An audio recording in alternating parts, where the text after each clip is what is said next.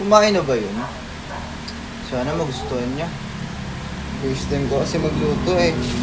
Sana masarap. Siguro, di naman yun maarte eh. Okay. Yana, si Clarissa.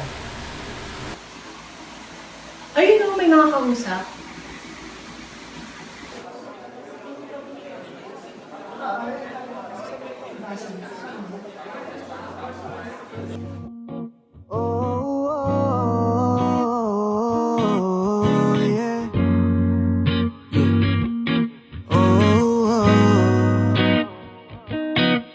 O binibini, bakit sobra mong ganda?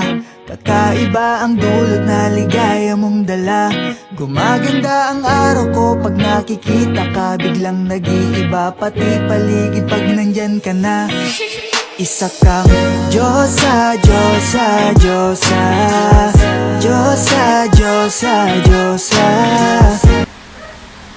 Sino mga yun? New friends! Saya ka nila kasama eh. Habang nag-browse kasi ako kagabi sa internet, may nakita kong app. Ito. Yan. Lit Match app. Diyan kasi pwede kang makilala ng mga bagong friends. Eh nagkataon kasi, same kami ng school na pinapasukan, kaya hindi na kami nagtubig na magkita-kita. Yung lalaking yun? Sa late match din? Grabe makatitig eh.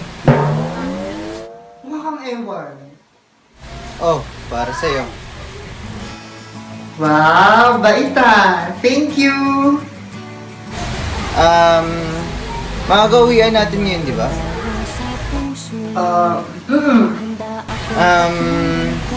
Pwede kitang hiyain mag-mall? Sige! Libre mo ba? Tara, sagot na kita. Tala, aalalayan ka, babantayan. Ikaw ang nasa aking puso magpakailanman. O kung katingkaran sa ulimin. Sana akong piliin mo.